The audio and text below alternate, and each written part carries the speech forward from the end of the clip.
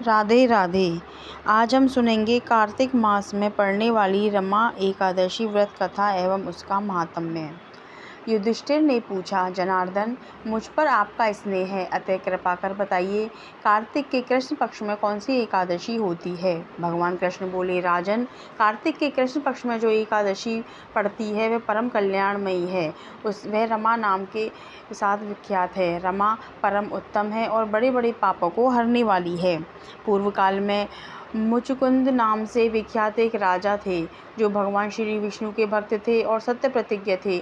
निष्कंटक राज्य का शासन करते हुए उस राजा के यहाँ नदियों में श्रेष्ठ चंद्रभागा नदी कन्या के रूप में उत्पन्न हुई। राजा ने चंद्रसेन कुमार शोभन के साथ उसका विवाह कर दिया। एक समय की बात है, शोभन अपने ससुर के घर आए। उनके यहाँ दशमी का दिन आने पर समूचे नगर में ढिढोरा पिटवाया जाता था कि एकादशी के दिन कोई भी भोजन ना करे। यह डंके की घोषणा सुनकर शोभन ने अपनी प्यारी पत्नी चंद्रभागा से कहा, प्रिय, अब मुझे इस समय क्या करना चाहिए, इसकी शिक्षा दो। चंद्रभागा बोली, प्रभु, मेरे पिता के घर पर तो एकादशी को कोई भी भोजन नहीं कर सकता। हाथी, घोड़े, हाथियों के बच्चे तथा अन्य पशु भी अन्न, घास तथा जल तक का आहार नहीं करने पाते। फिर मनुष्य एकादशी के दिन कैसे भोजन कर सकते हैं। प्राणनाथ, यदि आप भोजन करेंगे तो आपकी बड़ी निंदा होगी। इस प्रकार मन में विचार करके अपने चित्त को दृढ़ कीजिए। शोभन ने कहा, प्रिय, तुम्हारा कहना सत्य है, मैं भी उपवास करूँगा। देव का जैसा विधान है वैसा ही होगा। भगवान श्री कृष्ण कहते हैं, इस प्रकार दृढ़ निश्चय करके शोभन ने व्रत के नियम का पालन किया। क्षुधा से उसके शरीर में पीड़ा होने लगी, अतः वह बहुत दुखी हुए। भोग की चिंता में पड़े पड़े सूर्यास्त हो गया। रात्रि आई, जो हरि पूजा परायण तथा जागरण में आसक्त वैष्णव मनुष्यों का हर्ष बढ़ाने वाली थी, परंतु वही रात्रि शोभन के लिए अत्यंत दुखदायिनी हुई। सूर्योदय होते होते उसका प्राणांत हो गया।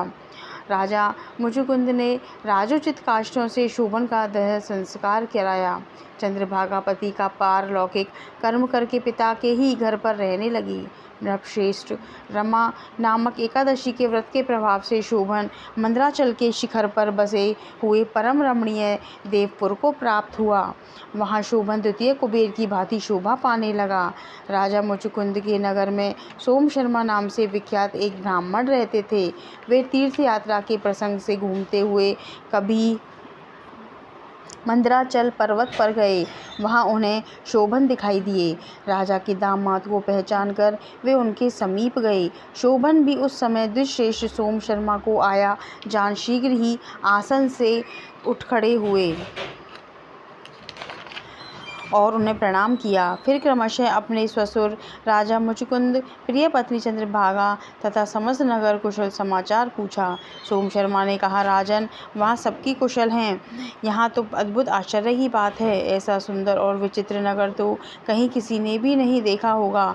बताओ तो सही, तुम्हें इस नगर की प्राप्ति कैसे हुई। शोभन बोले, द्विजेंद्र, कार्तिक के कृष्ण पक्ष में जो रमा नाम की एकादशी होती है, उसी का व्रत करने से मुझे ऐसे नगर की प्राप्ति हुई है। ब्राह्मण, मैंने श्रद्धाहीन होकर इस उत्तम व्रत का अनुष्ठान किया था, इसलिए मैं ऐसा मानता हूँ कि यह नगर सदा स्थिर रहने वाला नहीं है। आप मुचुकुंद की सुंदरी कन्या चंद्रभागा से यह सारा व्रत। शोभन की बात सुनकर सोम शर्मा ब्राह्मण मुचुकुंदपुर में गए और वहाँ चंद्रभागा के सामने उन्होंने सारा वृतांत कह सुनाया।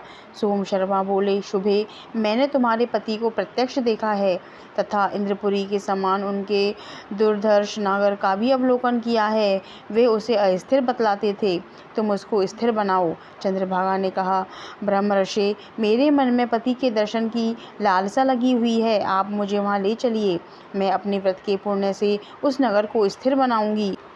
भगवान श्री कृष्ण कहते हैं, राजन, चंद्रभागा की बात सुनकर सोम शर्मा उसे साथ ले मंदराचल पर्वत के निकट वामदेव मुनि के आश्रम पर गए। वहाँ ऋषि के मंत्र की शक्ति तथा एकादशी सेवन के प्रभाव से चंद्रभागा का शरीर दिव्य हो गया तथा उसने दिव्य गति प्राप्त कर ली। इसके बाद वह पति के समीप गई। उस समय उसके नेत्र हर्षोल्लास से खिल रहे थे।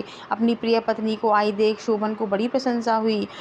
उन्होंने उसे बुलाकर अपने वाम भाग में सिंहासन पर बिठाया। तदंतर चंद्रभागा ने हर्ष में भरकर अपनी प्रियतम से यह वचन कहा, नाथ, मैं हित की बात कहती हूँ, सुनिए। पिता के घर में रहते हुए जब मेरी अवस्था 8 वर्ष से अधिक हो गई, तभी से लेकर आज तक मैंने जो एकादशी के व्रत किए हैं और उनसे मेरे भीतर जो पुण्य संचित हुआ है, उसके प्रभाव से यह नगर कल्प के अनंत तक स्थिर रहेगा तथा सब प्रकार के मनोवांछित वैभव से समृद्धिशाली होगा। नृपश्रेष्ठ, इस प्रकार रमा व्रत के प्रभाव से चंद्रभागा दिव्य भोग, दिव्य रूप और दिव्य आभूषणों से विभूषित हो अपने पति के साथ मंदराचल के शिखर पर विहार करती है। राजन, मैंने तुम्हारी समक्ष रमा नामक एकादशी का वर्णन किया है। यह चिंतामणि तथा कामधेनु के समान सब मनोरथों को पूर्ण करने वाली है। मैंने दोनों पक्षों के एकादशी व्रतों का पापनाशक महात्म्य बताया है। धन्यवाद। रोचक ज्ञान चैनल पर इस तरह की कथाएं सुनने के लिए रोचक ज्ञान चैनल को सब्सक्राइब करें और बेल आइकन को क्लिक करें, जिससे कि इस तरह की और भी कथाओं का नोटिफिकेशन आपको आसानी से मिल सके।